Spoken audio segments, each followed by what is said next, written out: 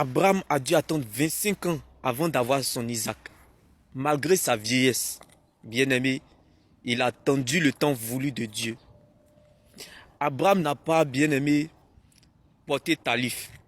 Abraham, bien-aimé, n'a pas mis huile d'onction sur lui pour attendre son Isaac. Abraham, bien-aimé, n'a pas mis du parfum sur lui pour obtenir son Isaac. Pendant que Abraham pensait à sa vieillesse et Sarah regardait sa stérilité, Dieu voyait des nations. Pendant que Abraham regardait Ismaël, Dieu voyait Isaac.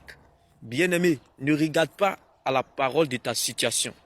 Ne regarde pas à la parole des hommes, mais regarde plutôt et vois, bien-aimé, qui tu es et qui est ton Dieu. Car ce qui arrive est mieux que ça. Bien-aimé, ne regarde pas à ce que tu vois, mais regarde plutôt à ce qu'il t'a dit. Dieu se trouve dans sa parole et non à la parole. Dieu ne veillera pas sur ta parole, mais plutôt sur sa parole pour l'accomplir.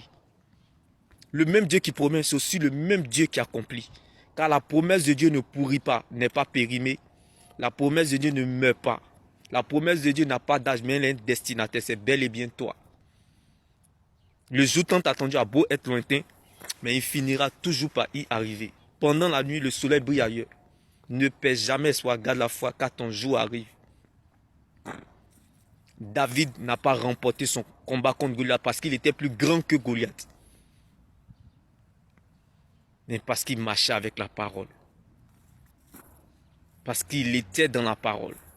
Pendant que les gens pensaient regarder David comme un insignifiant, Dieu voyait un futur roi de tout Israël. Bien-aimé dans le Seigneur, David était dans la solitude, mais l'adoration n'était pas isolée. Que Dieu prenne la forme de ce qui te manque. Demeure béni, shalom.